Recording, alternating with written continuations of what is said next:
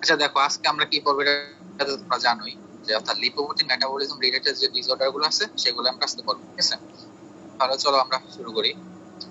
আজকে একটু বেশি টাইম দেওয়া রাখতে পারে হয়তো, যে তোমার এখানে আমরা ডিসঅর্ডার নিয়ে পড়বো, সাথে লিপিড প্রোফাইল নিয়ে একটু পড়াশোনা করবো, তো একটু টাইম লাগবে হয়তো, তোমরা সহ্য করে নিও, ঠিক আছে? চলো আমরা আগে ডিসলিপিডিমিয়া কি এটা জানি আর কি।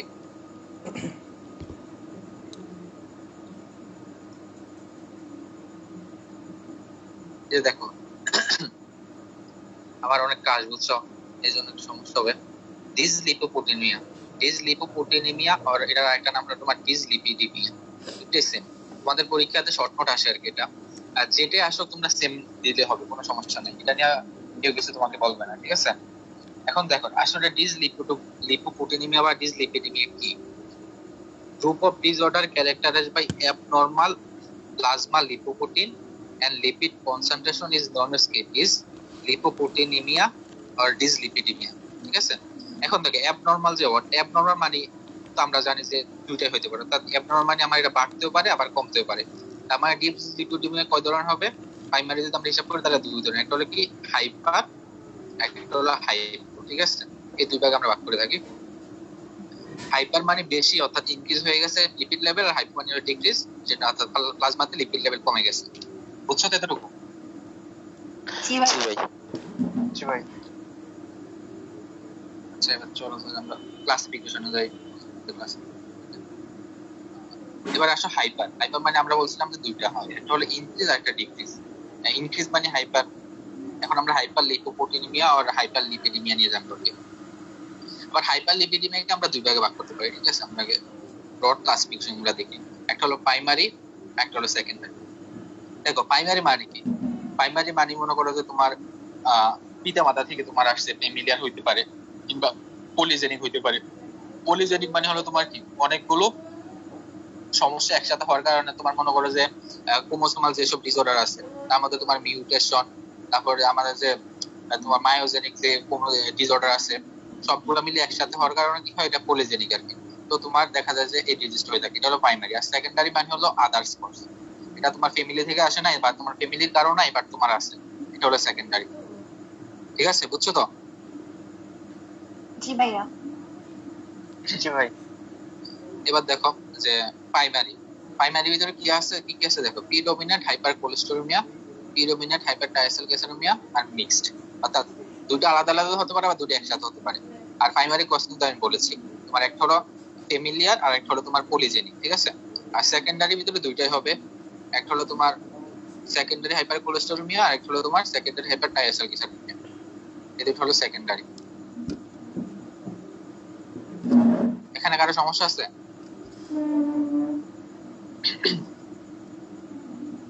ভাইয়া মায়োজেনিক মানে কি? এটা পলিজেনিক, মায়োজেনিক এটা মিউটেশন, পলিজেনিক না। পলিজেনিক মানে তোমার অনেকগুলো ইনবর ইনোর একসাথে হওয়াকে আমরা পলিজেনিক বলি আর কি, বুঝছো? জি ভাইয়া। পলিজেনিক, মায়োজেনিক এম মানে হলো মিউটেশন। মিউটেশন বলতে মিউটেশন তো তোমার আমাদের ইনবর ইনোর মধ্যে একটাই, তো এটা হলো মিউটেশন। তোমার মিউটেশন হইতে পারে, ক্রোমোজোমাল অ্যাবনরমালিটিস হইতে পারে, আরো অনেক ইনসার্শন হইতে পারে, ডিলেশন হইতে পারে, অনেক কিছু হইতে পারে। সবগুলা যদি অনেকগুলো একসাথে এটাকে আমরা পলিজেনিক বলি। মায়ো মানে একটা, যদি শুধুমাত্র মিউটেশন হইতে এটাকে আমরা মায়োজেনিক বলবো, ঠিক আছে? জি ভাইয়া ক্লিয়ার।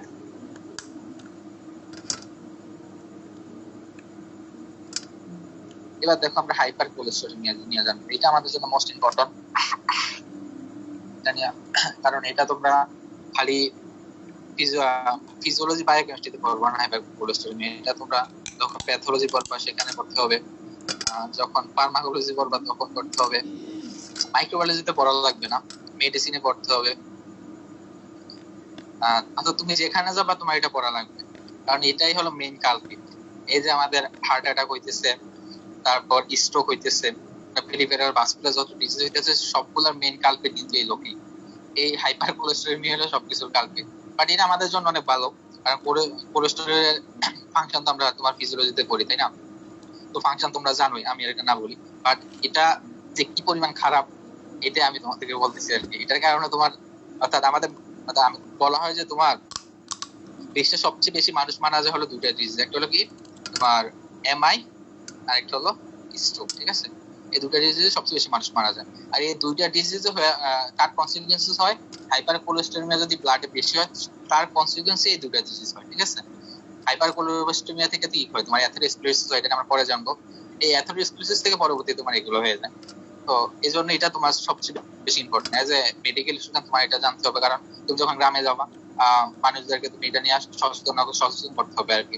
মনে করো একজন চর্বি খুব বেশি পরিমাণ খায়, গরুর মাংস অনেক খায়, পাইলে 5-7 কেজি একবার খায়, তাকে তাই কুফল কি এটা তোমাকে বোঝাতে হবে। এই জন্য তোমার এটা জানতে হবে, ঠিক আছে? এখন দেখো আমরা দেখি যে হাইপার কোলেস্টেরমিয়া মানে কি। দেখো হাইপার কোলেস্টেরমিয়া মানে হলো increase plasma cholesterol level then the upper limit of normal range. আমরা জানি কোলেস্টেরল একটা নির্দিষ্ট লেভেল আছে, সেই লেভেলের আপার লিমিট কত? আমরা জানি কোলেস্টেরল লেস দেন 200 মিলিগ্রাম আমাদের থাকা লাগে, তাই না? Less than 200 milligram. আর যদি আমরা তোমার বলি কি বলে মিলিমোল পার লিটারে বলি, তাইলে মেবি তোমার ওই যে লেস দেন 5.17 মিলি, তাই না? লেস দেন 5.17, দুইটাই মনে রাখো, সমস্যা নেই, যে কোনো একটা বলতে হবে। এটা হলো তোমার আমাদের নরমাল লেভেল প্লাজমাতে। যদি আমরা মিলিগ্রামে বলি তাহলে less than 200 milligram per decilitre, আর যদি আমরা মিলিমোলে বলি less than 5.17 millimole per litre. তো এই লেভেলের অর্থাৎ 200 এর বেশি হওয়া মানে হলো হাইপার কোলেস্টেরমিয়া, 5.17 এর বেশি হওয়া মানে হলো হাইপার কোলেস্টেরমিয়া, ঠিক আছে? জি ভাইয়া। জি ভাইয়া। ওকে, এবার দেখো কজগুলো আমি জাস্ট এভাবে লিখছি এখানে, তোমরা যারা নোট করে একটু নোট করে নিও, এখানে আমি এখন এক্সপ্লেনেশন বলবো তো এগুলা ভাইভাতে জিজ্ঞেস করে। শোনো আমি তোমাদের একটা জিনিস ঠিক শিখিয়ে দিই। আমরা কি করি যখন মনে করো একটা ডিজিজ পড়ি, ডিজিজের কজ পড়ি 10-15টা, তাই না? 10 থেকে 15টা কজ আমরা অর্থাৎ গাইড বা বইয়ে যা আছে সবগুলা পড়ি, কিন্তু দেখা যায় আমরা সবগুলোর এক্সপ্লেনেশন জানি না। পরে দেখা যায় যে আমরা এমন একটা বলছি, স্যার বলে যে এই ইয়াতে এই কন্ডিশনে এটা কেন হয়, তখন আমরা বলতে পারি না, চুপ হয়ে যায়। এই জন্য কি করবা, তুমি কজ 3 থেকে 4টা বেশি কখনোই পড়বা না, কারণ স্যাররা 3 থেকে 4টা বেশি কখনো শুনতে চায় না। সমস্যা নেই, ঠিক আছে? তুমি 3 থেকে 4টা পড়বা, বাট এই 3 থেকে 4টার এক্সপ্লেনেশন সহ পড়বা, যাতে তোমাকে স্যার জিজ্ঞেস করে তুমি এটা এক্সপ্লেন করতে পারো যে এই কারণে এটা হচ্ছে, বুঝছো? জি ভাই। জি ভাইয়া। জি ভাই। ওকে, এখন আমরা এই 4টা কজে কেন আমার হাইপার কোলেস্টেরমিয়া হচ্ছে এটা আমরা একটু দেখব, ঠিক আছে? দেখো ডায়াবেটিস মেলাইটাস কি হয়? ডায়াবেটিস মেলাইটাস আমরা বলছি ইনসুলিন ল্যাক থাকে, তাই না? এটা তো আমরা লাস্ট ক্লাসে পড়ছিলাম। ল্যাক অফ ইনসুলিন থাকে। ল্যাক অফ ইনসুলিনের কারণে কি হয়, আমাদের ফ্রি ফ্যাটি অ্যাসিড মোবিলাইজেশন বেশি হয়। এই ফ্রি ফ্যাটি অ্যাসিড কি হয়, ফ্যাটি অ্যাসিড আর বিটা অক্সিডেশন, তাই না? ফ্রি ফ্যাটি অ্যাসিডের অক্সিডেশন হয়, অক্সিডেশন। আর এই ফ্রি ফ্যাটি অ্যাসিডের অক্সিডেশন থেকে কি হয়, তোমার অ্যাসিড অ্যালকিল তৈরি হয়, ঠিক আছে? এখন আমরা বলছিলাম যে অ্যাসিড অ্যালকিল ফার্স্টে কোথায় যাবে? টিসিএ সাইকেলে যাবে। টিসিএ সাইকেলে যা কি করবে, যে তোমার অক্সালোসিডের সাথে বাইন্ড করে সাইকেল তৈরি করবে, দেন হলো সাইকেলটা তোমার একবারে রিসাইকেল করতে হইতে থাকবে এটা। দেন কি করবে, কোলেস্টেরল সিনথেসিস করবে। সর্বশেষ কিটোন বডিতে যাবে, তাই না? এখন দেখো এই কোলেস্টেরল সিনথেসিস। তো ডায়াবেটিস মেলাইটাসে ল্যাক অফ ইনসুলিনের কারণে কোলেস্টেরল সিনথেসিস হচ্ছে। আর এই কোলেস্টেরল আমাদের ব্লাডে যখন 200 এর বেশি হয়ে যাচ্ছে তখন আমরা যেটা হাইপার কোলেস্টেরমিয়া বলছি। বুঝছো তো ডায়াবেটিস মেলাইটাসে কেন হাইপার কোলেস্টেরমিয়া হয়? জি ভাইয়া। জি ভাই, বুঝতে পারছি। ইনসুলিনের কনসেন্ট্রেশন যদি কম থাকে তাহলে হচ্ছে ফ্রি ফ্যাটি অ্যাসিড মোবিলাইজেশনটা ইনক্রিজ করবে, এর কারণে বিটা অক্সিডেশন বাড়বে, আর এই কারণে অ্যাসিটাইল কোয়ে সিনথেসিসও বাড়বে। আর যদি acetyl CoA synthesis TCA cycle যাবে যদি বেশি অ্যামাউন্টে হয় তাহলে একসময় কোলেস্টেরল সিনথেসিস করবে। হ্যাঁ, ঠিক আছে, গুড। এবার তো হাইপোথাইরয়েডিজম। আচ্ছা, থাইরয়েড হরমোনের একটা ফাংশন আছে এলডিএল রিসেপ্টরের উপর, এটা কি বলো তো দেখি?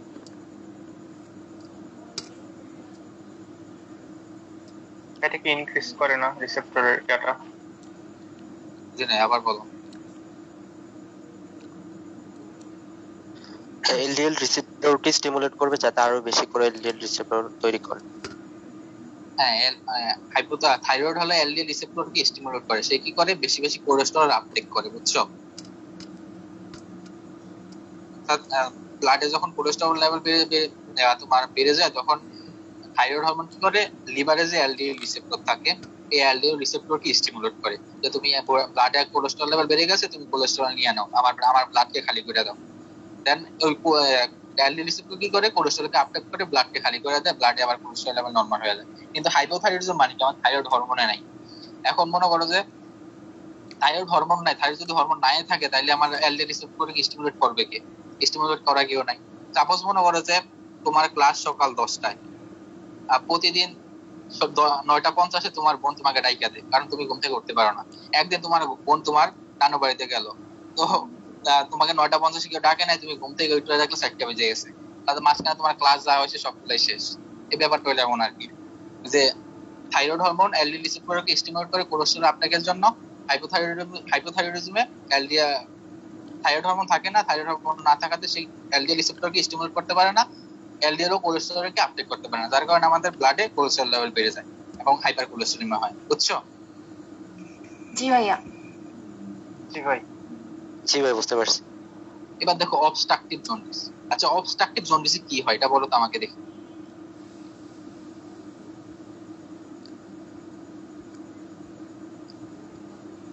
বাইরে এক্সিস্ট যে পাথওয়েটা আছে বা এখানে কোনো বাই আসতে পারে না ইন্টেস্টাইন। এতে বাইল ডাক্ট অবস্ট্রাকশন হয়ে যায়, তাই না? বাইল ডাক্ট অবস্ট্রাকশন হওয়ার কারণে কি হয়, বিলিরুবিন এদিক দিয়ে আসতে পারে না, অর্থাৎ আমাদের বাইল ডাক্টে অ্যাক্সেস হওয়ার জন্য আসতে যাইতে বা ইন্টেস্টাইনে যাইতে পারে না। এটাকে আমরা বলি অবস্ট্রাকটিভ জন্ডিস, তাই তো? আর বাইল যে আছে, বাইলের কম্পোনেন্ট কি? বাইলের কম্পোনেন্টের মধ্যে বাইল সল্ট এবং বাইল অ্যাসিড থাকে, তাই না? সাথে কিছু পিগমেন্ট থাকে। এই বাইল অ্যাসিড আছে না, এই বাইল অ্যাসিডের সাথে বাইন্ড করে কোলেস্টেরল আমাদের বডি থেকে এক্সক্রিট হয়, তাই তো? দেখো বাইলের যে কম্পোনেন্ট বাইল অ্যাসিড, এটার সাথে কোলেস্টেরল বাইন্ড করে আমাদের বডি থেকে সে এক্সক্রিট হয়। এখন দেখো বাইল একটা অবস্ট্রাকশন, তার মানে কি বাইল যাইতে পারতেছে, বাইল তো যাইতে পারতেছে না। তো বাইল যেহেতু আমার বডি থেকে এক্সক্রিট হতে পারতেছে না, তার মানে আমার কোলেস্টেরল এক্সক্রিট হতে পারছে না। অ্যাজ এ রেজাল্ট আমার ব্লাডে কোলেস্টেরল লেভেল বেড়ে যাচ্ছে। বুঝছো এবার? জি ভাইয়া। জি ভাই। জি ভাই বুঝতে পারছি। ওকে, এবার দেখো প্রেগন্যান্সিতে কেন বাড়ে বলতে পারবা?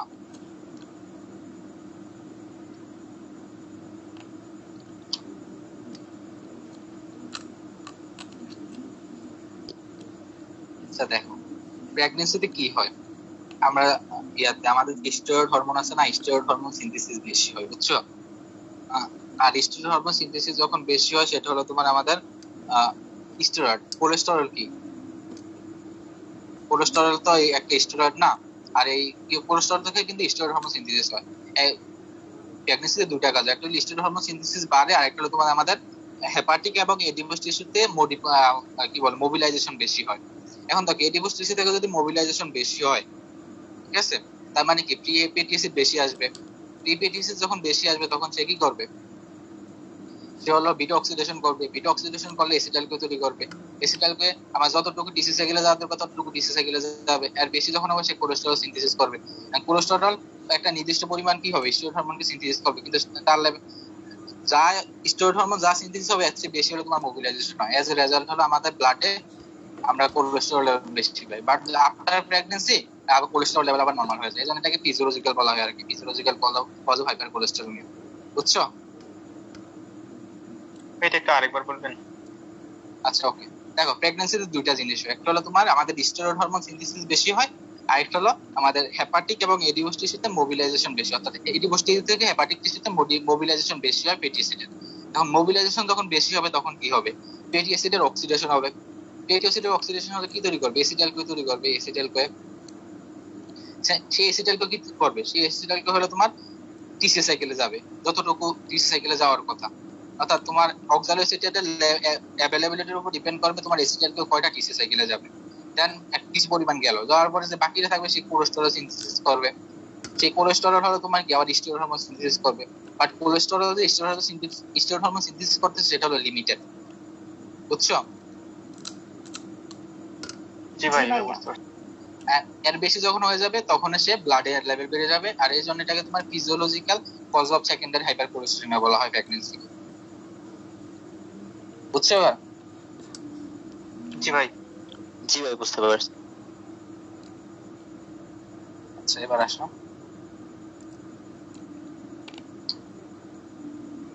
এবার কনসিকুয়েন্স। এখানে একটু মজা আছে, এখানে আমরা একটু বিস্তারিত করবো, তোমাদের ধারণা দিব আর কি অ্যাথেরোস্ক্লেরোসিস নিয়ে। দেখো কনসিকুয়েন্স তিনটা হতে পারে, অ্যাথেরোস্ক্লেরোসিস, এমআই, স্ট্রোক। অর্থাৎ আগে অ্যাথেরোস্ক্লেরোসিস হবে, অ্যাথেরোস্ক্লেরোসিস থেকে দুটো হবে। আমরা এখন আচ্ছা অ্যাথেরোস্ক্লেরোসিস মানে কি তোমরা কি জানো এর ব্যাপারে?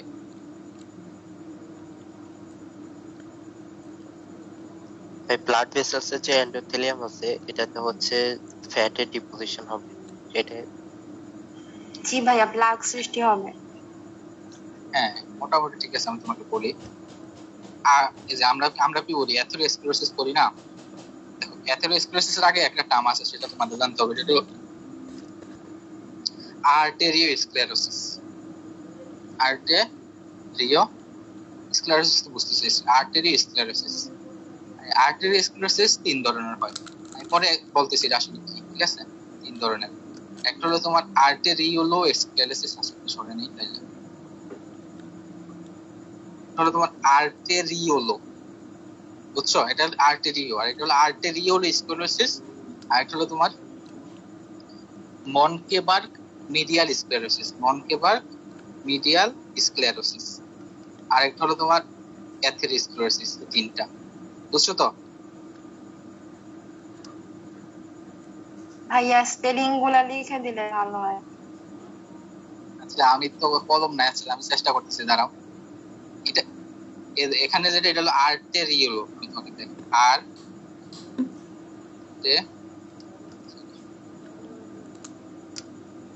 আর্টে হয় না কেন, হয় না। আচ্ছা দাঁড়া আমি এখানে লিখি। আর আপনি স্পেলিং গুলো লিখতে কষ্ট হতে মুখে বললে হবে। আচ্ছা তাহলে আমি মুখে বলি, ঠিক আছে? দেখো আর্টেরিওস্ক্লেরোসিস, আপনি ওই যে আর্টেরিও বানান পেন সিলেক্ট না করে লাইন সিলেক্ট করছেন ভাই, ওই কারণে। ও আচ্ছা আচ্ছা। আর দেখো ফার্স্টে তো আর্টেরিওস্ক্লেরোসিস তো বানান পারো, তাই না? এটা হলো তিন ধরনের, একটা হলো তোমার আর্টেরিওলো, আর্টে এটা ই লিও লো, দেন স্ক্লেরোসিস, আর্টেরিওস্ক্লেরোসিস। দেন হলো তোমার মনকেবার্গ, মনকে আর মনকেবার্গ জি ধরে না, ঠিক আছে? মনকেবার্গ মিডিয়াল, আচ্ছা মিডিয়াল স্ক্লেরোসিস, মিডিয়াল স্ক্লেরোসিস। আর সর্বশেষ হলো তোমার আমাদের যা আমরা যেটা বলি অ্যাথেরোস্ক্লেরোসিস। এই তিনটা এবার হইছে। জি ভাইয়া। আচ্ছা এবার আসলে আমরা দেখি আর্টেরিওস্ক্লেরোসিস আসলে এটা কি। আর্টেরিওস্ক্লেরোসিস, ঠিক আছে? আর্টেরিওস্ক্লেরোসিস, আর্টেরিওস্ক্লেরোসিস আসলে কি আমি তোমাকে বলি। আমাদের যে ভেসেলের যে ওয়াল আছে, ভেসেল ওয়াল, আচ্ছা আমাদের ভেসেলের লেয়ার কয়টা বলো তো দেখি? তিনটা ভাই, tunica, internal tunica, media tunica, adventitia. হ্যাঁ তিনটা। এই আমাদের আর্টারির ভেসেল ওয়াল যেটা আছে সেটা ঠিক হয়ে যায়। তোমরা যেটা বলছো ওইটাই, যে ঠিক কেন হয়? ঠিক হয় কারণ হলো তোমার যে ফ্যাট ডিপোজিশন হয়, এই জন্য ঠিক হয়। ফ্যাট বলতে আমাদের মেনলি কোলেস্টেরল আর কি, কোলেস্টেরল ডিপোজিশন এই জন্য ঠিক হয়, ঠিক হয়ে যায়। যখন ওয়াল ঠিক হয়, মনে করে এটা তোমার ভেসেল, তাই না? ভেসেলের ওয়াল যখন ঠিক হয়ে যাবে, তখন দেখো ভেসেলের ওয়াল ঠিক হয়ে গেছে, তার মানে ভেসেলের যে লুমেন আছে, লুমেন কি হবে? ন্যারো হয়ে যাবে, তাই না? জি ভাই। তাই তো? হ্যাঁ দেখো নরমাল ভেসেল থেকে যখন তোমার কোলেস্টেরল ডিপোজিশনের কারণে হলো তোমার ভেসেল ওয়াল ঠিক হয়ে গেছে, তার মানে আমার ভেসেল লুমেন ন্যারো হয়ে গেছে। আর এই ভেসেল ওয়াল ঠিক হওয়া, লুমেন ন্যারো হওয়াকে আমরা কি বলি? তোমার আর্টেরিওস্ক্লেরোসিস, বুঝছো? জি ভাইয়া। জি ভাই। জি ভাই। তাহলে এখানে মানে দুইটা ইম্পর্টেন্ট কথা, একটা হচ্ছে ভেসেল ওয়াল ঠিক হয়ে যাবে, আর কিছু লুমেন ন্যারো হয়ে যাবে, আর এগুলো হবে কোলেস্টেরলের ডিপোজিশনের কারণে। হ্যাঁ এখন আরো কথা আছে, তারা এখানে শেষ হয় নাই। দেখো এখন আমরা তিনটা টাইপ করছিলাম, তার মধ্যে আর্টেরিওস্ক্লেরোসিস যেটা, ওইটা হলো তোমার আমাদের স্মল আর্টারি এবং ভেনিউলের হয় আর কি। এটা আর্টেরিওলো, কি কারণে আর্টেরিওলো বলা হচ্ছে? এটা স্মল আর্টারি এবং ভেনিউলে হয়। আর মনকেবার্গ মিডিয়াল স্ক্লেরোসিস যেটা ওইটা একটু আলাদা। ওইটাতে তোমার কোলেস্টেরল ডিপোজিশন হয় না, ওইটাতে হলো তোমার ক্যালসিয়াম ক্যালসিফিকেশন হয় আর কি, ক্যালসিয়ামের ক্যালসিফিকেশন হয়। ক্যালসিয়ামের ক্যালসিফিকেশন হওয়ার কারণে ভেসেল ওয়াল তোমার ঠিক হয়ে যায়, বুঝছো? আর 3 নাম্বার যেটা আমরা যেটা পড়ি আর কি, কমনলি আমরা যেটা সম্পর্কে সবসময় পড়াশোনা করি, অ্যাথেরোস্ক্লেরোসিস, এটা হলো মোস্ট কমন। বাকি যেগুলো বলছি সেগুলো কিন্তু মোস্ট কমন না, এগুলো এমনিতেই অর্থাৎ হয় মাঝে মাঝে, বাট মোস্ট কমন হলো এটা। এটাতে অ্যাথেরোস্ক্লেরোসিস যে অ্যাথেরোস্ক্লেরোটিক যে প্লাক আমরা বলি, এপি যেটাকে আমরা বলি আর কি, অ্যাথেরোস্ক্লেরোটিক প্লাক, এটা কিন্তু এটা দিয়ে তৈরি হয়। এটাতে আসলে কি হবে তোমাকে বলি, এটাতে কোলেস্টেরল যখন ডিপোজিশন হয়, কোলেস্টেরল ডিপোজিশন হলে আমাদের টিউনিকা ইন্টিমাতে, টিউনিকা ইন্টিমাতে ডিপোজিশন হয়, ঠিক আছে? ডিপোজিশন হয়ে সে টিউনিকা ইন্টিমাকে ডিসিশন করে দেয়, অর্থাৎ অবশ করে দেয়। অবশ করে দিলে আমাদের টিউনিকা ইন্টিমা যে তোমার ওই যে কি বলে ব্লাড ডিটেকশনের যে ফাংশন থাকে, ওই ফাংশন আসে করতে পারে না। তখন কি হয়, তোমার ওখানে আস্তে আস্তে কোলেস্টেরল জমতে থাকে, জমতে জমতে প্লেকের মতো তৈরি করে। আর এটাকে আমরা এপি বা অ্যাথেরোস্ক্লেরোটিক প্লেক বলি, বুঝছো তো? এবার এটা মনে রাখবা যে কোলেস্টেরল ডিপোজিশন হয়ে সেই টিউমারকে ইন্টিমাকে লিশন করে দেয়, এতটুকু মনে রাখতে হবে, আর বেশি কিছু লাগবে না। বাকিটা তোমরা প্যাথোলজিতে পড়বা, প্যাথোলজি অ্যাথেরোস্ক্লেরোসিস এর মেকানিজম পড়বা, এটা দেখলে হা হয়ে রাখতে হয়। এত বড় কেন এটা, বাট অনেক মজা, বুঝছো? জি ভাই। ভাই এখানে অ্যাথেরোস্ক্লেরোটিক প্লেক তৈরি হওয়ার পরে হচ্ছে টিউনিকা ইন্টিমাকে লিশন করবে, এরপর কোলেস্টেরল এখানে ডিপোজিট হবে, এতটুকু। হ্যাঁ হ্যাঁ, না কোলেস্টেরল কি করবে তোমার, এখানে জমতে টিউমারকে ইন্টিমাকে লিশন করে দিবে, ঠিক আছে? আর লিশন করে দেওয়ার পর সে আরো বেশি জমতে পারে। মনে করো প্রথমে যখন সে আসছে অল্প অল্প কোলেস্টেরল যখন জমা হচ্ছে, যতটুকু জমা হয় এর চেয়ে বেশি কি করে টিউমারকে ইন্টিমা তাকে সরিয়ে দেয়। কিন্তু যখন সে টিউমারকে ইন্টিমাকে লিশন করে দিবে, তখন সে টিউমারকে ইন্টিমা তার ফাংশনটা করতে পারবে না, তখন সে বেশি বেশি জমা হবে। বেশি বেশি জমা হইতে তো সেই ইউলো কালারেশন একটা অবস্থা তৈরি করে আর কি। তোমার প্লেকে যখন ফিগার দেখবা তখন দেখবা যে এটা ইউলো কালার হয়। আর এই ইউলো কালার যে ইয়াটা একটা আলাদা একটা নতুন জিনিস তৈরি করছে, এটাকে আমরা অ্যাথেরোস্ক্লেরোটিক প্লেক বলি, বুঝছো? জি ভাই। জি ভাইয়া। ওকে, এবার আসো, এই অ্যাথেরোস্ক্লেরোসিস হলে কি হবে আমাদের ভেসেল, আমরা বলছি ভেসেল ডোমেন ন্যারো হয়ে যাবে। ডোমেন ন্যারো হয়ে গেলে ব্লাড তো কম হবে, তাই না? এখন এই ব্লাড ফ্লো যখন তোমার হার্টে কম হবে, তখন হার্ট মাসে ঠিক মতো কাজ করবে না। আর হার্ট মাসে ঠিক মতো কাজ না করলে আমাদের এমআই হবে, মায়োকার্ডিয়াল ইনফার্কশন হবে। সেম যখন আমাদের ব্রেনে ব্লাড সাপ্লাই কম যাবে, ব্রেনে যে নরমাল ফাংশন আছে বা ব্রেনে আমরা জানি যে অক্সিজেন যতটুকু দরকার ততটুকু যাবে না, তখন ব্রেনে কি হবে, ব্রেন ইনফ্রাকশন হবে, এটাকে আমরা স্ট্রোক বলি, বুঝছো তো? এবার অর্থাৎ অ্যাথেরোস্ক্লেরোসিসের কারণে এটা হইতেছে আর কি। ভাই ভাই স্ট্রোক মানে কি মেইনলি যে ব্রেনের যে ভেসেল হ্যাঁ গুলো আছে এগুলোতে ব্লাড সাপ্লাই ঠিক মতো না হয়, এটাকে বোঝায়। হ্যাঁ, ব্রেনে, অর্থাৎ ব্রেনে খালি ভেসেল না, তোমার ব্লাড সাপ্লাই হয়। ব্লাড আসলে কি নিয়ে যায়, নিউট্রিশন নিয়ে যায় না? ব্লাড তো মিলে তোমার আমাদের ভাইটাল অর্গানগুলোতে নিউট্রিশন নিয়ে যায়, আর হলো ওয়েস্ট প্রোডাক্ট ক্যারি করে নিয়ে আসে। এখন ব্রেনে মেইন নিউট্রিশন কে গ্লুকোজ, ব্রেন তো গ্লুকোজ তারা চলতে পারবে না, তারপর হলো তোমার অক্সিজেন, এই, ঠিক আছে? এখন দেখো তোমার ব্লাড ফ্লো যখন কমে যাবে, তখন মনে করো যে তোমার ব্রেনে 1 মিনিটে তোমার 100 গ্লুকোজ লাগে, ঠিক আছে? এখন তোমার ভেসেল যখন ন্যারো হয়ে যাবে, ভেসেল ডোমেন যখন ন্যারো হয়ে যাবে, তখন দেখা যাবে তোমার 1 মিনিটে জাস্ট হলো 10 মোল গ্লুকোজ যাচ্ছে। মনে করো 100 যাওয়ার কথা 10, এখন কমে গেছে না, তখন কি তোমার ব্রেন আগের মতো ফাংশনিং থাকবে? না ভাই। এইটাই আর কি। অর্থাৎ তোমার ব্লাড সাপ্লাই রিডিউস হওয়ার কারণে যে ব্রেনে যে কন্ডিশনটা, এটাকে আমরা স্ট্রোক বলি। এই জন্য পেশেন্ট তখন ঘুরে ফিরে যায়, কারণ তোমার তার ব্রেন ঠিক মতো কাজ করতে পারে না। একটা কথা আছে, তোমার যদি 3 থেকে 5 মিনিট অর্থাৎ তোমার ব্রেনে যদি অক্সিজেন সাপ্লাই না থাকে, তাহলে পেশেন্ট মারা যাবে। 3 থেকে 5 মিনিট যদি ব্রেনে অর্থাৎ উইদাউট অক্সিজেন, তুমি ব্রেনে যদি একটু অক্সিজেন সাপ্লাই না দাও, তাহলে পেশেন্ট মারা যাওয়ার সম্ভাবনা আছে আর কি, বুঝছো তো? এবার কত ভাইটাল এটা। জি ভাই, বুঝতে পারছি। এই এমআই যে কত রকমের আছে, এটা তোমরা অনেক পড়বা সামনে, আমি এখানে না বলি। এটা তোমরা ইসিজি যখন করবে তখন দেখবা অনেক টার্ম আছে এমআই এর। খালি এমআই তো আমরা একটাই পড়ি, মায়োকার্ডিয়াল ইনফ্রাকশন। এটা আরো অনেক কিছু আছে আর কি, এত কিছু তোমাদের আপাতত লাগবে না। তোমাদের সামনে তোমাদের প্রপ না হইতো, তোমরা ফার্স্ট ইয়ার হইতে, তাইলে আমি ডিটেলসে পড়াইতাম, আমার কোনো সমস্যা ছিল না। এবার আসলে আমরা দেখি কন্ট্রোল কিভাবে করবো। দেখো কন্ট্রোল করবো, ফার্স্ট হলো কনজাম্পশন অফ ফুফা। ফুফা মানে কি বলতো দেখি?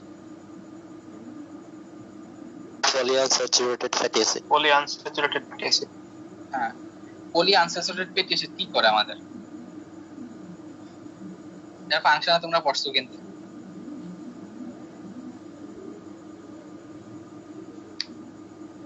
এটা কি আমাদের কোলেস্টেরলের লেভেল কমায় না? পড়ো নাই? জি ভাই কোলেস্টেরল লেভেল কমায়। এইটা তো এই জন্য তুমি যখন বেশি বেশি পলিআনস্যাচুরেটেড ফ্যাটি অ্যাসিড খাবা তখন কি হবে? সে হলো আমাদের প্লাজমা কোলেস্টেরল লেভেল কি রিডিউস করবে, যার কারণে তোমার হাইপার কোলেস্টেরোলিমিয়া কন্ট্রোলে থাকবে। দেন তোমার ডায়েটারি কোলেস্টেরল, যত বেশি কোলেস্টেরল রিচ ইনটেক কমায় দিবা তত তোমার কি ডায়েটারি কোলেস্টেরল কম যাবে, যার কারণে তোমার প্লাজমা কোলেস্টেরল লেভেলও কম থাকবে। দেন ডায়েটারি ফাইবারও তোমার আমাদের কোলেস্টেরল লেভেল মেইনটেইনে অনেক বড় হেল্প করে। কারণ হলো তোমার ডায়েটারি ফাইবার কি করে? ডায়েটারি ফাইবার আমাদের কোলেস্টেরলের অ্যাবজর্পশন আছে না, অর্থাৎ ইন্টেস্টিনাল কোলেস্টেরলের অ্যাবজর্পশনকে ডিক্রিজ করে দেয়।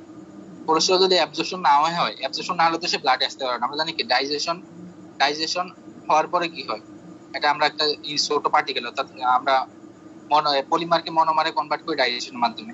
সেই মনোমার অ্যাবজর্পশনের মাধ্যমে ব্লাডে আসে, তাই তো? অ্যাবজর্পশনের মাধ্যমে ব্লাডে আসে, ব্লাড থেকে সেলে যায়। এটাকে কি বলে বলো তো দেখি?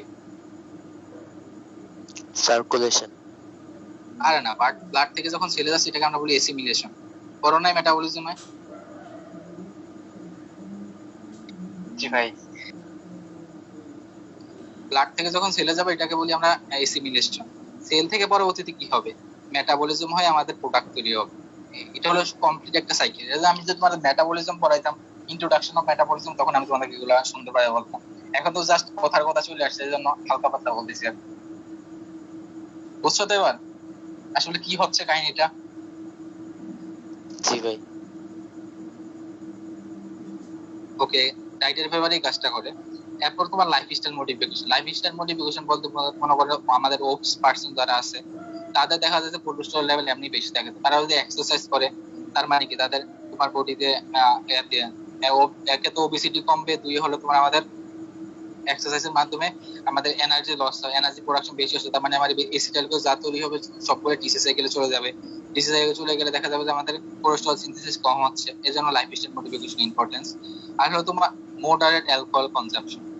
আর যারা অ্যালকোহল খায় আর তাদের কথা বলা হয়েছে, আমরা তো খাই না নরমালি। তো যারা অ্যালকোহল খায় তারা মডারেটলি অ্যালকোহল কনজাম্পশন করলে হবে।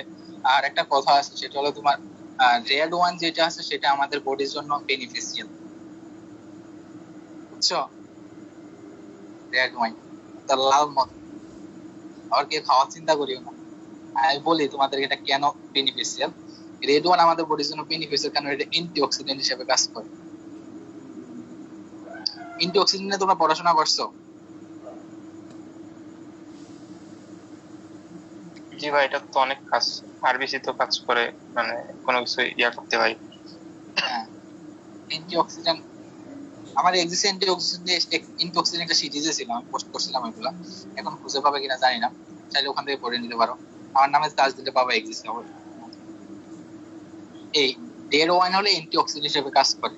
তো অ্যান্টিঅক্সিডেন্টের ফাংশনে তো কোনো অভাব নাই, তো সে এগুলা করতে পারে। বাট এটা যখন তুমি অল্প অল্প খাবা, মনে করো ডেইলি 1 প্যাক 2 প্যাক তোমার জন্য অর্থাৎ এটা নরমাল। বাট এর বেশি হলে তাই সমস্যা।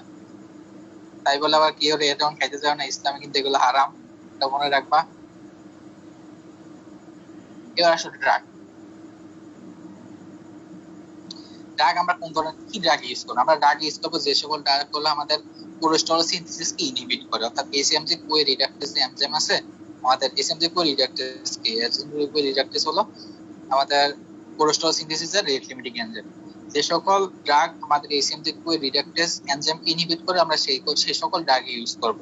তাদের কয়েকটা নাম তোমরা জিজ্ঞেস করতে পারি যে এমন কয়েকটা ড্রাগের নাম বলো, তাহলে তুমি বলবা সিম্বাস্টেটিন, রোবাস্টাটিন, এটোবাস্টেটিন, এই তিনটা। আরো অনেক আছে, কয়েকটাই মানে কমনলি ইউজ হয়। ঠিক আছে, বুঝছো? এখানে কিছু বুঝাইতে হবে? ভাই ড্রাগ তিনটা নাম আরেকবার বলো। আচ্ছা, আমি বানান বলে দিই, ঠিক আছে? লোবাস্টেটিন, LOBASTATIN, লোবাস্টেটিন। আর সিম্বাস্টেটিন, SIMBASTATIN। আরেকটা হলো তোমার অ্যাট্রোবাস্টেটিন, ATOR, বুঝছো? জি ওকে, ভাইয়া। চলো চলো সামনে যাই, আজকে এখনো অনেক স্লাইড বাকি আছে। এবার দেখো হাইপার ডাইএসএল, এগুলো আসলে প্রপে খুব বেশি ধরে না, তোমার প্রপে কোলেস্টেরল নিয়ে নিয়ে আসে আর কি, শর্টকাট আসে। আবার ফাইবারতে সাথে এটা একটু বেশি পেঁচা, দেখে যে তুমি বেশি বাড়তেছো তখন তোমাকে একটু বেশি পেঁচাবে।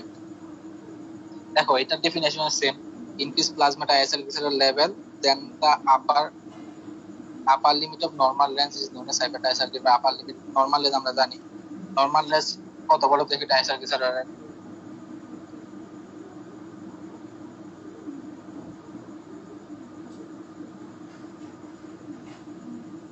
তোমরা ওই ভুলে গেছো সব, মনে করে দিন 30 থেকে 200। বুঝছো? এটা কিন্তু মিলিগ্রাম, 30 থেকে 200 মিলিগ্রাম পার ডেসিলিটার, এটা হলো ডাইসার্কিটের নরমাল লেভেল। আর কি বলে এসআই ইউনিটে যদি পড়লো তাহলে মেবি তোমার, আমি নিজের মনে নেই,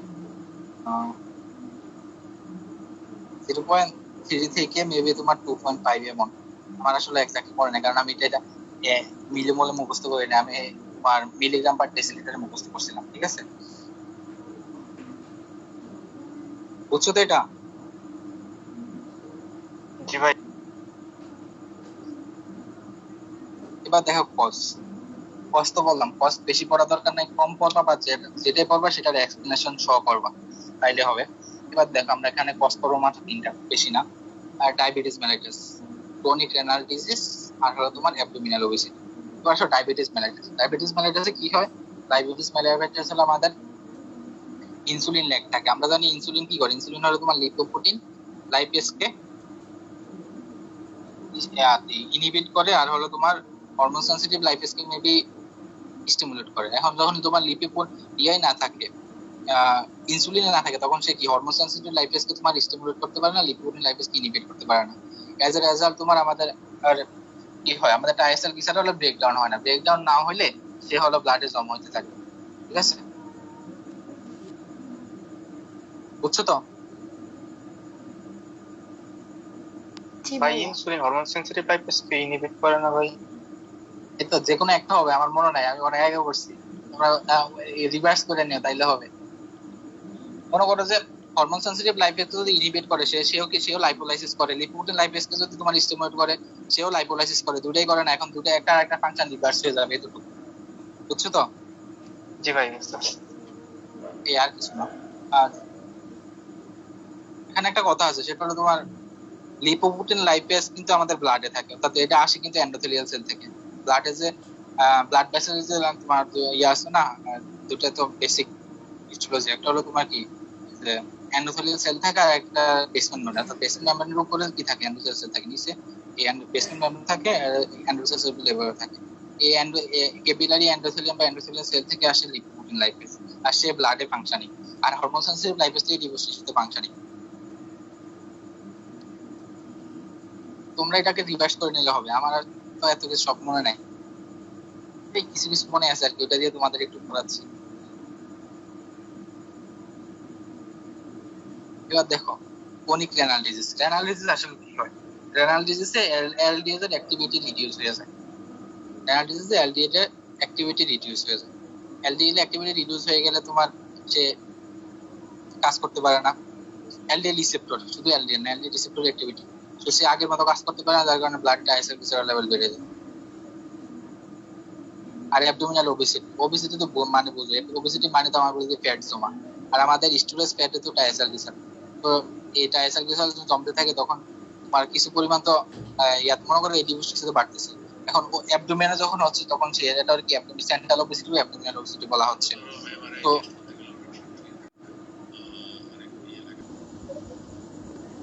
জি ভাইয়া। ওকে আমরা এখানে জি ভাই দেখা যাচ্ছে। এই স্লাইড তো পড়ানো হয়েছে না? যে ওবেসিটি নিয়ে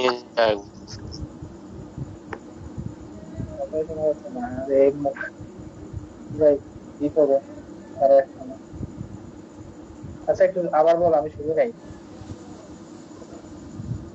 ওবিসিটিটা পুরোপুরি শুনি নাই, যদি ডাইরেক্ট বলেন। আচ্ছা দেখো, অ্যাবডোমিনাল ওবেসিটির আরেকটা নাম কি? আরেকটা নাম সেন্ট্রাল ওবেসিটি, তাই না? তার মানে কি আমার ওবেসিটি কোথায় হবে? ওবেসিটি হবে আমার অ্যাবডোমিনাল রিজিয়নে। তো অ্যাবডোমিনাল রিজিয়নে তোমার আমাদের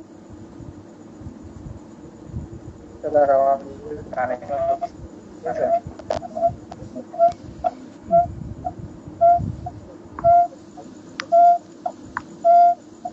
যেটি শেষে হইতেছে না।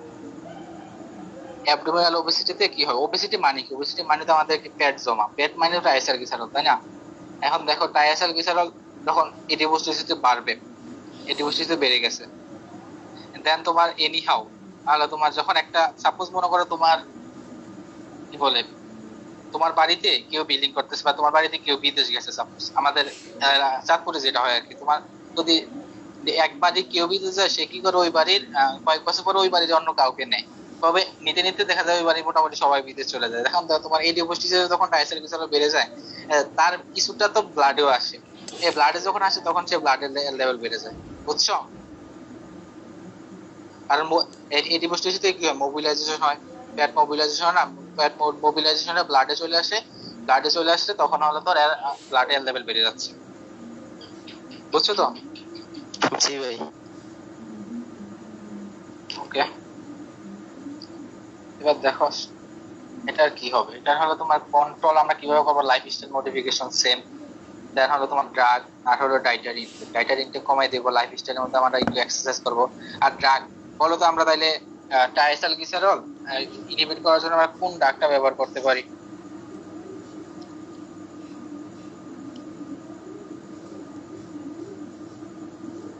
আচ্ছা তোমরা কি কেউ এস্টারিফিকেশন পড়ো নাই?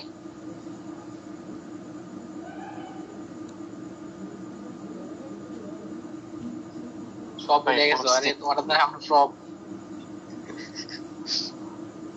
তাহলে এস্টারিফিকেশনের রেট লিমিটিং এনজাইম কি?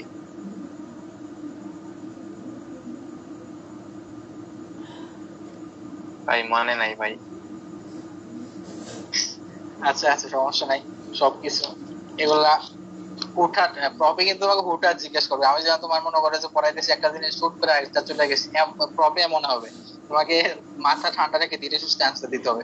এবার যে প্রথম দুই একটা যদি অ্যান্সার ভালো মানে সঠিক দিতে পারো, প্রথম দুই একটা, দেন দেখবো যে অটোমেটিক সব সঠিক হইতেছে, কোনো ভুল নাই।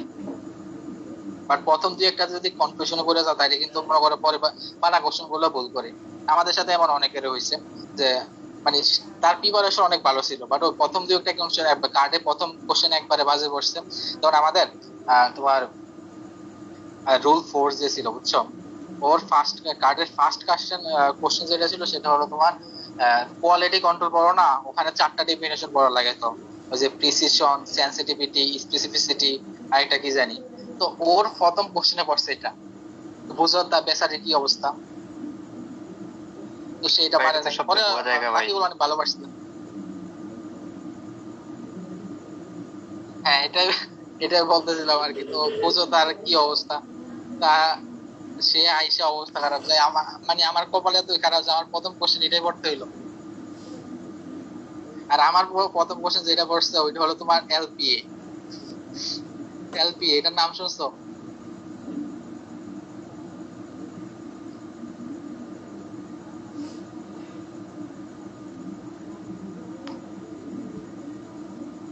আচ্ছা এলপিএ তোমরা কোনোদিন শোনো নাই?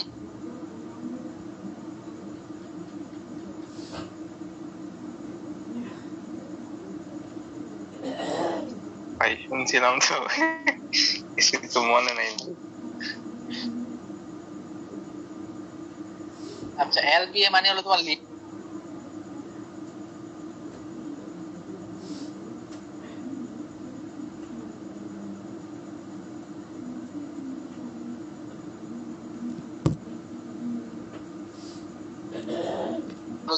তো আমি সেকেন্ড ইয়ার একটু পড়ছিলাম তোমার, তখন পাইছিলাম এটা, তো ওইটা থেকে মাইরা দিছি। পুরোপুরি হয় না, স্যার বলছে যা বলছে হয়েছে, বাট এতটুকু আরো দরকার ছিল, আমি সব বলতে পারিনি। মানে কপাল, এত ভালো প্রিপারেশন নিয়ে যায়, যদি প্রথম কোশ্চেন এমন পড়ে তাইলে কি আর ওই বোর্ডে বাইবা কি ভালো হয়?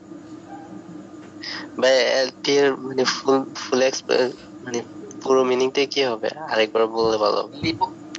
লিপোপ্রোটিন, এটার সামনে স্লাইড আছে, প্যারানিও না, এটার সামনে স্লাইড আছে, এটা অ্যাড করে দিছি আজকে তোমাদের জন্যই। এখন দেখো ড্রাগ আমরা কি ব্যবহার করব। দেখো আমরা ড্রাগ ব্যবহার করবো যেটা, সেটা হলো আমাদের, অর্থাৎ আমরা এস্টারিফিকেশনকে প্রিভেন্ট করতে হবে, তাইলে আমাদের টাইসারগ্লিসারল সিনথেসিস কম হবে।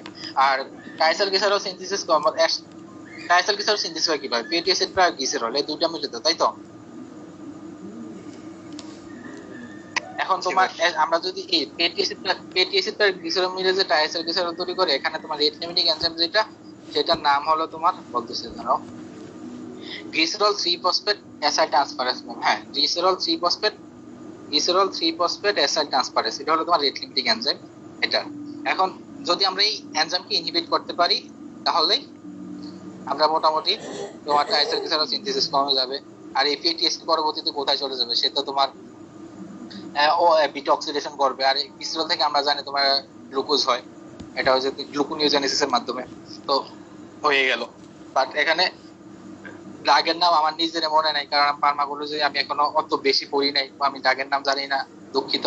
আর তোমরা মনে রাখবা যে আমরা ওই ড্রাগটাই ইউজ করব, যে ড্রাগটা গ্লিসারল 3 ফসফেট অ্যাসাইড ট্রান্সফারেজ এনজাইমকে ইনহিবিট করে, এতটুকু মনে রাখতে হবে, এর বেশি দরকার নাই আপাতত, ঠিক আছে? বুঝছো তো? জি ভাই। জি ভাই। জি ভাই। এখন দেখো কনসিকুয়েন্স কি হতে পারে, পেটি লিভার হতে পারে কনসিকুয়েন্স। পেটি লিভার কি, এটা কি কেন হয়, এগুলা নিয়ে আমরা একটু সামনে পড়বো, সামনে স্লাইড আছে তো, এখন আর এটা না বলে আমরা সামনে যাই, কারণ আজকে আরো অনেক কিছু আছে। এখন দেখো হাইপোলিপিডেমিয়া তোমাদের খুব বেশি জানার দরকার নেই, কারণ এটা আসলে খুব রেয়ার, এটা হয় না বলে চলে। লিপিড বডিতে কমে যাবে, এটা হইতে পারে এডিওস্টিসে এত ফ্যাট থাকতে লিপিড তো কমার কোনো চান্স নাই, এজন্য এটা খুব কম হয়, এটা রেয়ার। এটা জাস্ট একটু ডেফিনেশন আর টাইপস কি কি আছে একটু জানলে হয়। Decrease plasma lipid concentration is known as hypolipidemia. Types হলো প্রাইমারি, সেকেন্ডারি। প্রাইমারি কি সেকেন্ডারি কি আমি তোমাকে আগে বলেছি, এজন্য এখানে আর বলতেছি না। এই আমি যদি খুব দ্রুত পড়ে থাকি তাহলে আমাকে বললো, তাহলে আমি স্লো স্লো পড়বো, সমস্যা নেই। এই যে এবার আসো, সরি এটা লিপোপ্রোটিন এ হবে, এটা আমি অ্যাপোপ্রোটিন এ লিখছি, এলপি হবে এটা।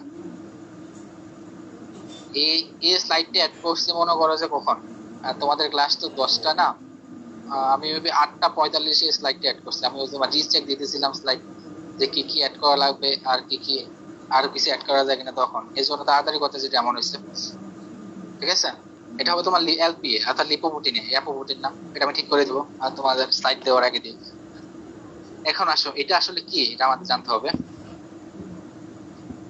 এটা হলো তোমার অল্টার ফর্ম অফ এলডিএল, অর্থাৎ এলডিএল এর অল্টার ফর্ম হলো তোমার কি, এলপিএ।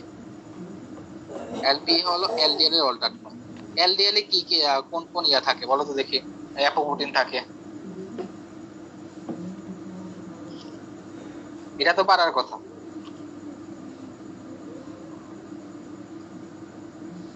ভাই আচ্ছা, বি, এলডি তারপরে ভাই এলডিএল এ থাকে শুধুমাত্র অ্যাপো-বি100, ঠিক আছে? তোমরা যখন বিএলডিএল মেটাবলিজম পড়বা ওখানে দেখবা যে যখন তোমার বিএলডিএল থেকে এলডিএল এ কনভার্ট হয় তখন কি হয়, আমরা আবার কিছু ইয়া দিয়ে দেয়া নেয়া, আমরা তো ইয়াকে দিয়ে দিই, কি বলে, আচ্ছা এইচডিএল থেকে যাদেরকে নিছি তাদেরকে তো এইচডিএল এ দিয়ে দিই, দিয়ে দেওয়ার কারণে শুধুমাত্র কি থাকে, শুধুমাত্র তোমার এই যে অ্যাপো-বি100টাই থাকে। এটা তোমরা যখন মেটাবলিজম এটা ক্লিয়ারলি পড়বা তখন ওখানে দেখবা সুন্দরভাবে দেওয়া আছে। এখন তো আমি মেটাবলিজম কোনো ফিগার অ্যাড করি না, অ্যাড করলে আমি তোমাদেরকে দেখাতে পারতাম।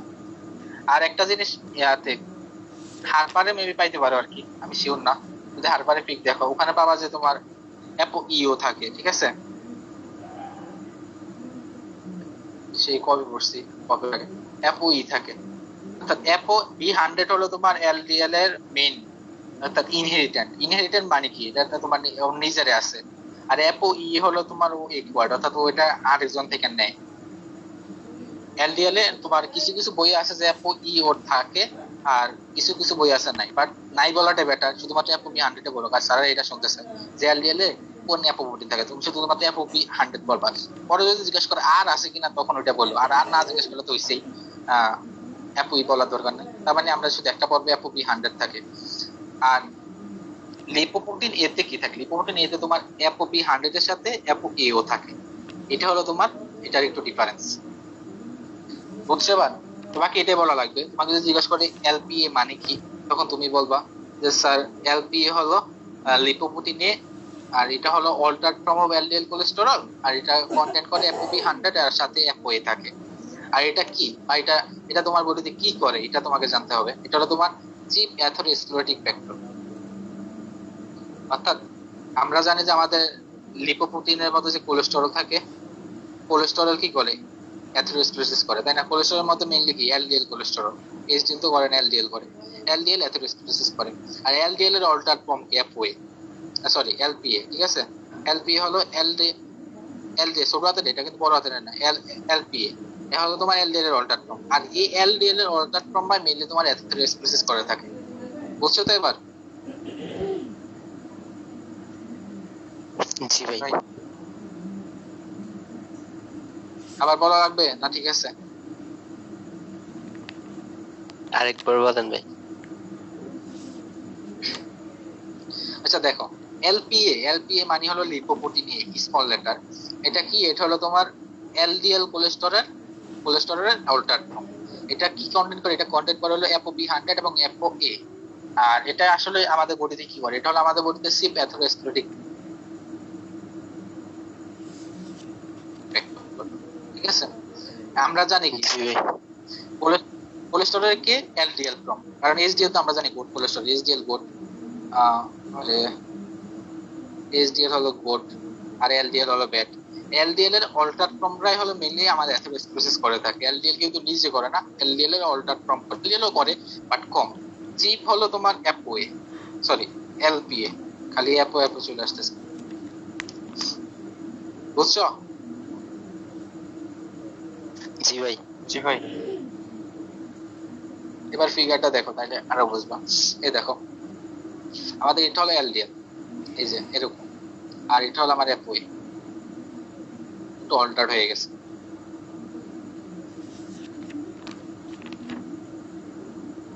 এবার পরে আমরা লিপিড প্রোফাইল নিয়ে। আচ্ছা, লিপিড প্রোফাইল নিয়ে তোমরা কতটুকু পড়ছো বা কতটুকু জানো, আইডিয়া আছে?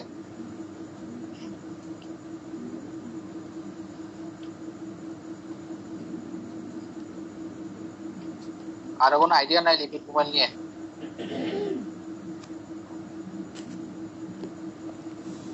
আমাদের যে লিপিড টেস্ট করতে দেয় ভাই, হ্যাঁ আমাদের বডিতে অ্যাথেরোস্ক্লেরোটিক রিস্ক আছে নাকি ভাই, বা করোনারি আর্টারি ডিজিজের রিস্ক আছে নাকি, এগুলো দেখার জন্য যে টেস্টগুলো দেয় তাদের লিপিড প্রোফাইল। হ্যাঁ এটাই লিপিড প্রোফাইল আসলে কি করে আমি তোমাকে বলি। লিপিড প্রোফাইল আমাদের প্লাজমাতে যে লিপিড কনসেন্ট্রেশন ওইটা দেখা হয় মেইনলি। এখন লিপিড প্রোফাইলের সাথে আমরা লিপোপ্রোটিনকে গোলায় ফেলি, কারণ লিপোপ্রোটিন আমরা জানি 4 ধরনের, কাইলোমাইক্রন, বিএলডিএল, এলডিএল আর এইচডিএল, তাই তো? এখন তোমার যখন লিপিড প্রোফাইল জিজ্ঞেস করা হয় অনেকে এটা বাইটাতে ভুলে ফেলে, কারণ লিপিড প্রোফাইলে মোটামুটি আমরা কি কি দেখি, আমরা লিপিড প্রোফাইলে দেখি হলো তোমার এলডিএল দেখি, এইচডিএল দেখি, টোটাল কোলেস্টেরল দেখি, আর হলো তোমার ট্রাইসালগ্লিসারল দেখি।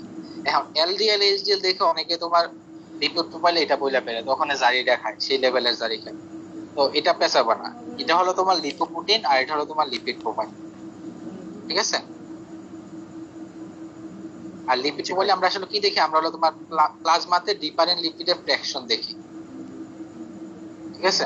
অর্থাৎ আমার একটা প্লাজমাতে একটা ইন্ডিভিজুয়ালের লিপিডের লেভেল কতটুকু আছে, বা যে বিভিন্ন 4টা লিপিডের কথা বললাম, 4টা লিপিড কতটুকু পরিমাণে আছে, ওইটাই আমরা দেখি লিপিড প্রোফাইলের মাধ্যমে। ডেফিনেশন এখানে দেওয়া আছে, এটা তোমরা পড়ে নিও, তাইলে হবে। আজকে আমরা অনেক টাইম হয়ে গেছে। এবার দেখো, আমরা 4টার কথা তো বললাম, যে লিপিড বলে আমরা কি কি করি, এইচডিএল কোলেস্টেরল করি, এলডিএল কোলেস্টেরল করি, ট্রাইসালগ্লিসারল করি, আর টোটাল কোলেস্টেরল করি।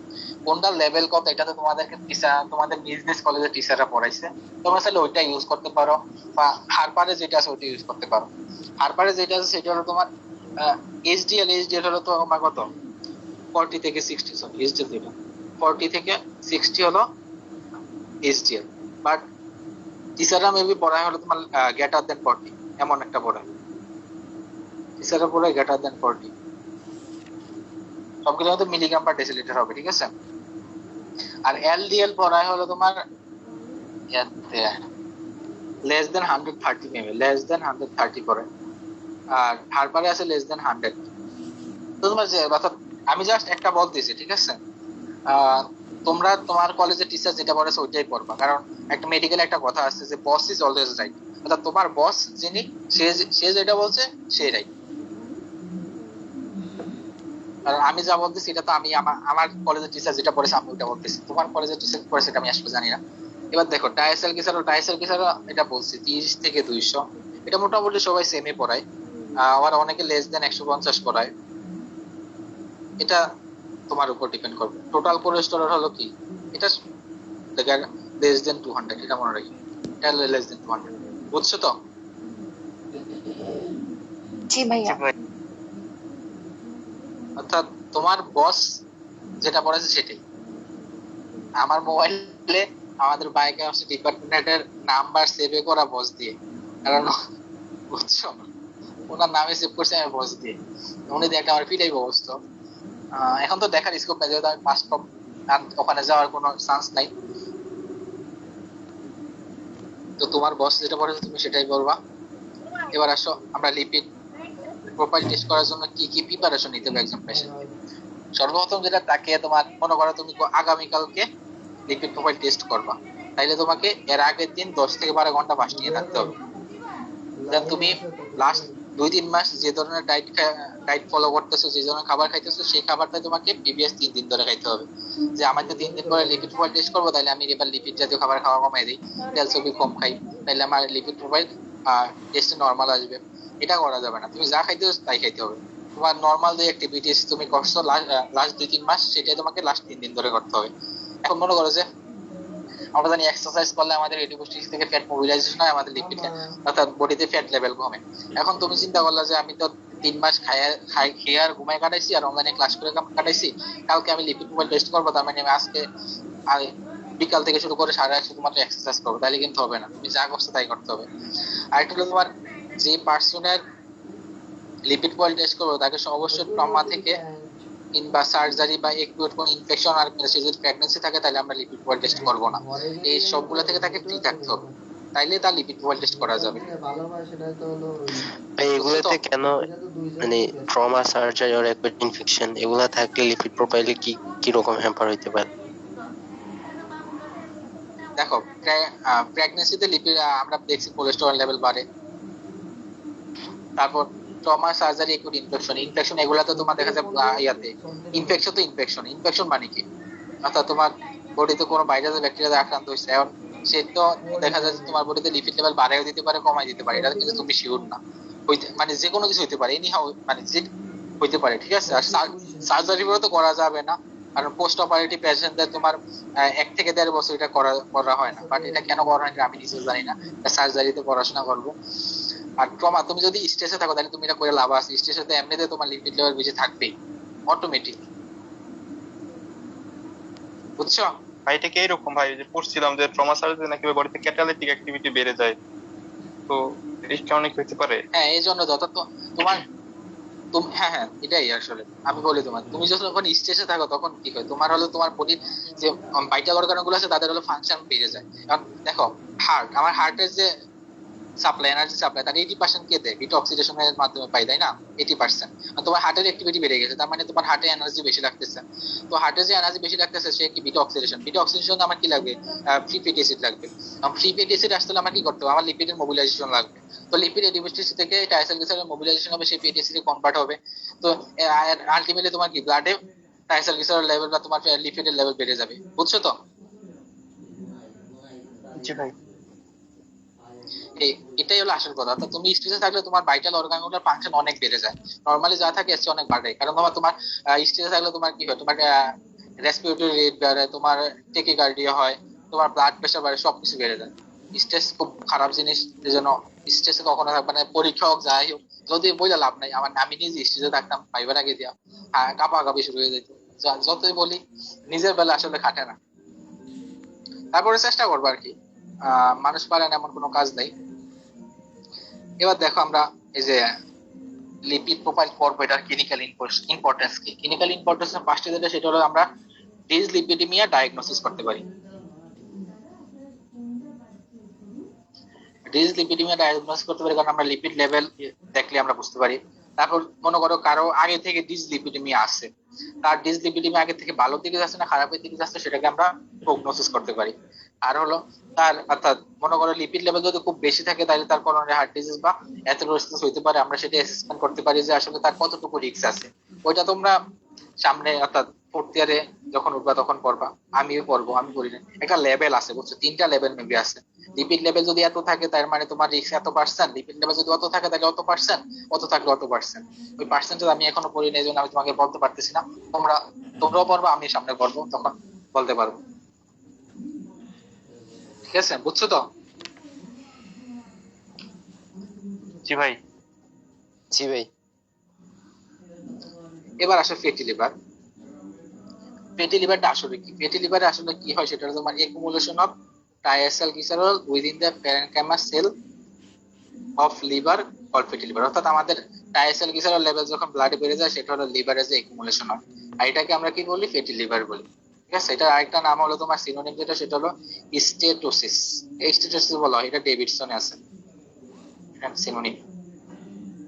তো এটা হলো ফ্যাটি লিভারের আসল কথা। এখন ফ্যাটি লিভারের কজ কি, কজটা আমরা একটু দেখি। ফ্যাটি লিভার কেন হতে পারে?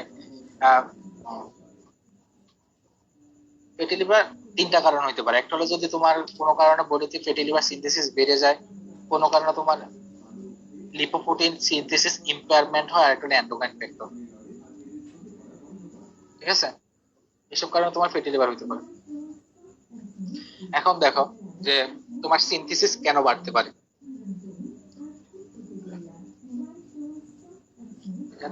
ওইদিকে দেখো তোমার ট্রাইসাইক্লিসাইল সিনথেসিস কখন বাড়তে পারে? যদি তোমার মনে করো তুমি তোমার ডায়াবেটিস মেলাইটাস থাকে, দিয়ে ডায়াবেটিস মেলাইটাস থাকে, তোমার ট্রাইসাইক্লিসাইল সিনথেসিস বাড়তে পারে। কেন বাড়ে, কিভাবে বাড়তে পারে, এটা আমরা তোমাদেরকে ওই যে ওই মেকানিজমটা আবার তোমরা রিক্যাপচার করবা তাইলে হয়ে যাবে। তারপর যদি তুমি অ্যালকোহলিজম থাকো তখন বাড়তে পারে। ঠিক আছে, অর্থাৎ প্রচুর অ্যালকোহল ইনটেক করে তাইলে তোমার বাড়তে পারে। হ্যাঁ, আর ডিপ্রেশন থেকে মানুষ প্রচুর অ্যালকোহল, মনে করো পরিমণি বাসায় যতগুলো তোমার মদের বোতল পাওয়া গেছে তুমি একসাথে সবগুলো খাইয়া ফেলছো, তাহলে তোমার লিপিড লেভেল অবশ্যই বাড়বে, আর এটা থেকে তোমার ফ্যাটি লিভার হয়ে যেতে পারে। তারপর তোমার হাই ফ্যাট ডায়েট। ঠিক আছে, অর্থাৎ তুমি যদি প্রচুর পরিমাণে ফ্যাট ইনটেক করো তাহলে তোমার ফ্যাটি লিভার হতে পারে। এগুলো তোমার সিনথেসিস বাড়তে পারে। এবার আসো লিপোপ্রোটিন সিনথেসিস ইম্পেয়ারমেন্ট কিভাবে হতে পারে। এটা দুটো ভাবে হতে পারে। একটা হলো তোমার যদি তোমার ফসফোলিপিড সিনথেসিসে কোনো ডিফেক্ট থাকে, আর একটা হলো যে তোমার অ্যাপোপ্রোটিন ফর্মেশনে কোনো ব্লক থাকে। এখন তো ফসফোলিপিড সিনথেসিসে ডিফেক্ট থাকতে পারে দুইটা কারণে। একটা হলো যে তোমার যে এনজাইম আছে এনজাইমের ডিফিসিয়েন্সি, অন্যটা এনজাইমের মিউটেশন। এই দুইটা কারণে তোমার ফসফোলিপিড সিনথেসিস না হতে পারে। আর ফসফোলিপিড সিনথেসিস না হলে তোমার লিপোপ্রোটিন সিনথেসিস ইমপ্লিমেন্ট হয়ে যাবে। আর তোমার অ্যাপোপ্রোটিন ফর্মেশনে যদি ব্লক হয় তাহলে আমাদের লিপোপ্রোটিনে কি থাকে? লিপিড প্লাস প্রোটিন থাকে, আর এই প্রোটিন অংশটাকে আমরা অ্যাপোপ্রোটিন বলি। এখন মনে করো তোমার অ্যাপোপ্রোটিনই ফর্মেশন হচ্ছে না, তার মানে আমাদের লিপোপ্রোটিন অবশ্যই সিনথেসিস হবে না, এটি ইমপ্লিমেন্ট হয়ে যাবে। এই দুইটা কারণ। ঠিক আছে, আরেকটা তোমার এন্ডোক্রাইন ফ্যাক্টর। কিছু এন্ডোক্রাইন ফ্যাক্টর আছে, অর্থাৎ কিছু এন্ডোক্রাইন হরমোন আছে আমাদের বডিতে, যারা হলো তোমার আমাদের ফ্যাটকে ডিপোজিশন অর্থাৎ লিভারে ডিপোজিশনে প্রমোট করে। অর্থাৎ ট্রাইসাইক্লিসাইডকে লিভারে ডিপোজিশনে প্রমোট করে কিছু হরমোন আছে, ডিপোজিশন প্রমোট করে কিছু হরমোন। এরা কি কি নামগুলো যদি আমি বলি তোমরা শোনো। ফার্স্ট হলো তোমার আমাদের এসিটিএইচ, ঠিক আছে, অ্যাডেনোকর্টিকেটিক হরমোন, ইনসুলিন, থাইরয়েড হরমোন, অ্যাডেনোকর্টিকয়েডস, এগুলো এসব আর কি। তার 3টা মনে রাখা যায় লবে: এসিটিএইচ, ইনসুলিন, থাইরয়েড হরমোন। এরা হলো যদি তোমার বডিতে এক্সেস অ্যামাউন্টে থাকে তাহলে তারা হলো তোমার আমাদের লিভারে ফ্যাট ডিপোজিশনকে প্রমোট করে, যার কারণে আমাদের ফ্যাটি লিভার ডেভেলপ করে। বুঝছো?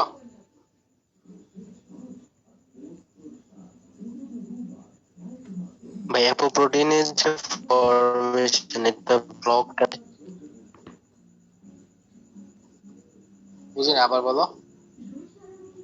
অ্যাপোপ্রোটিনের ফরমেশন ব্লক কি কারণে হইতে পারে?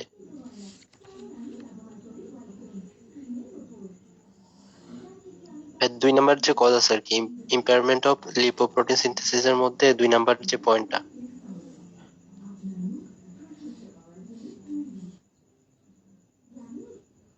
জি ভাই। আচ্ছা দেখো, অ্যাপোপ্রোটিন তার মানে এটা প্রোটিন। প্রোটিন কিভাবে সিনথেসিস হয় বলো তো দেখি? আর ডিএনএ সেন্ট্রাল ডগমার মাধ্যমে, তাই না? জি ভাই, সেন্ট্রাল ডগমা, সেন্ট্রাল ডগমার মাধ্যমে তোমার রেপ্লিকেশন, ট্রান্সক্রিপশন এন্ড ট্রান্সলেশন। হ্যাঁ ডিএনএ থেকে এমআরএনএ, এমআরএনএ থেকে প্রোটিন, তাই তো? এটা হলো আমাদের প্রোটিন সিনথেসিস স্টেপ। এখন এই স্টেপ গুলো যদি কোনো এনিহাও ব্লক হয়ে যায়, যে কোনো কারণ হইতে পারে, ঠিক আছে? মনে করো তোমার টক্সিক ইফেক্টের কারণ হইতে পারে, তোমার এই ডিএনএ থেকে অর্থাৎ ট্রান্সক্রিপশন ট্রান্সলেশনে যদি তোমার এনজাইমের ডিফেক্ট থাকে তাইলে হইতে পারে। অর্থাৎ কোনো কারণে ব্লকেজ হয়ে গেলে তাইলে কি তোমার প্রোটিন সিনথেসিস ইম্পেয়ারমেন্ট হয়ে যাবে। বুঝছো তো? জি ভাই। এবার দেখি, এবার কনসিকুয়েন্স কি হতে পারে? কনসিকুয়েন্স লিভার সিরোসিস হতে পারে। লিভার সিরোসিস কি আমি তোমাদেরকে বলছিলাম লাস্ট ক্লাসে মেবি, যে লিভার অর্থাৎ লিভার ক্যান্সার বা এই কার্সিনোমা অফ দা লিভারের তোমার যে 4টি স্টেপ, সেই স্টেপে 3rd স্টেপ হলো লিভার সিরোসিস আর 4th স্টেপ হলো লিভার কার্সিনোমা। এগুলা ফ্যাটি লিভার থেকে হইতে পারে। এবার কারো কোনো কোশ্চেন আছে?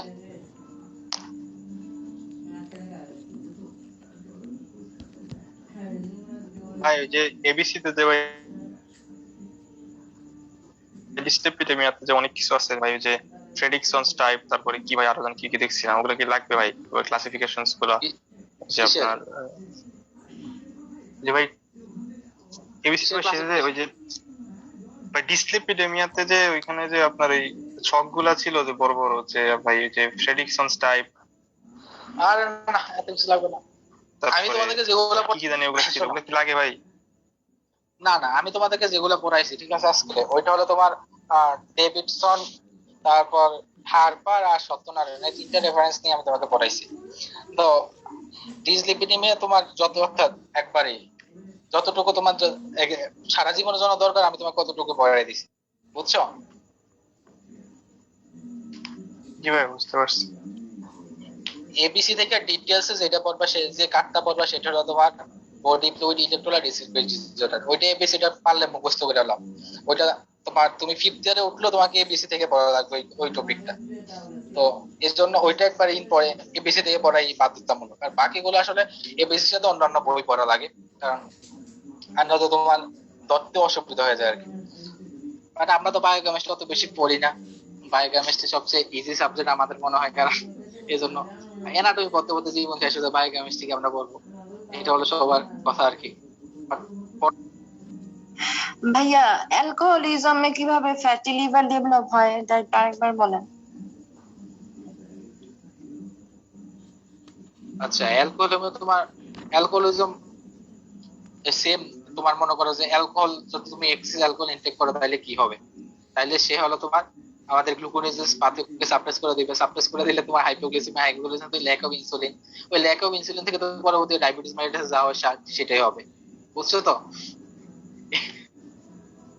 জি ভাইয়া। অর্থাৎ তুমি ওই এগুলোকে কোরিলেট করতে হবে একটু। তুমি লাস্ট ক্লাসে যা পড়াইছি মেকানিজম দেখা যায় ম্যাক্সিমামে আজকে সেম। অর্থাৎ তোমার মেকানিজম কিন্তু বডিতে যা হচ্ছে সবগুলো মোটামুটি সেম থাকে, বাট তুমি যদি কোরিলেট করতে পারো তাহলে দেখবে তোমার কাছে খুব ইজি মনে হবে, তাইলে সমস্যা হবে না। একটু কোরিলেট করার চেষ্টা করিও। তুমি যখন ফিজিওলজি পড়তেছো তখন ফিজিওলজির সাথে বায়োকেমিস্ট্রি কোরিলেট করিও, বায়োকেমিস্ট্রির সাথে অ্যানাটমি কোরিলেট করিও, তাইলে দেখবা ইজি লাগে। সাপোজ আমি তোমাদেরকে একটা एग्जांपल দেই। মনে করো তুমি থাইরয়েড অ্যানাটমিতে থাইরয়েড গ্ল্যান্ড পড়তেছো, ঠিক আছে? এখন যদি তোমাদের সব পড়া শেষ, এই জন্য বলতেছি আর কি।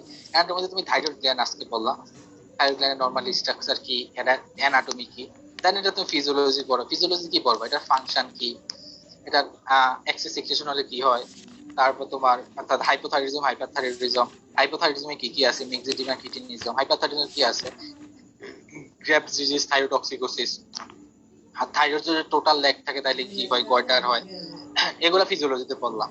দেন আসো বায়োকেমিস্ট্রি। বায়োকেমিস্ট্রি তুমি কি পড়বা? বায়োকেমিস্ট্রিতে তুমি মনে করো ইনভেস্টিগেশন অর্থাৎ থাইরয়েড ফাংশন টেস্ট, তুমি কিভাবে থাইরয়েড ডিজিজ ডায়াগনোসিস করবা, প্রাইমারি হাইপোথাইরয়েডিজম কি, কখন তুমি প্রাইমারি হাইপোথাইরয়েডিজম বলবা, কখন তুমি সেকেন্ডারি হাইপোথাইরয়েডিজম বলবা, কখন তুমি সাবক্লিনিক্যাল হাইপোথাইরয়েডিজম বলবা, কখন তুমি সাবক্লিনিক্যাল হাইপারথাইরয়েডিজম বলবা, এগুলো তোমার বায়োকেমিস্ট্রি। ও মা, এভাবে যদি কোরিলেট করে পড়তে পারো তাহলে তোমার কাছে মনে হবে যে আরে ভাই মেডিকেল সায়েন্স তো অনেক মজা। বুঝছো? জি ভাইয়া। ওকে, আর কারো কোনো কোশ্চেন?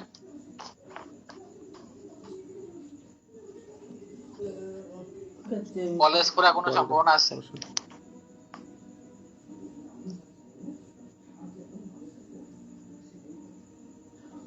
খুলবে একদিন ভাই ইনশাআল্লাহ। তুমি আছে একদিন না, আমার তো 1 তারিখ খোলা লাগবে। আমার যদি মনে করো যে কলেজ যদি না খুললে তাহলে তো আমার বই তো হয়তো এই বছরে প্রকাশ করা খুব কঠিন হয়ে যাবে। কারণ কলেজ খোলা ওনাদের সাথে সরাসরি কথা বলা যাইতো, এটা ডেলি আসা যাইতো, এখন তো কিছু হচ্ছে না আর কি।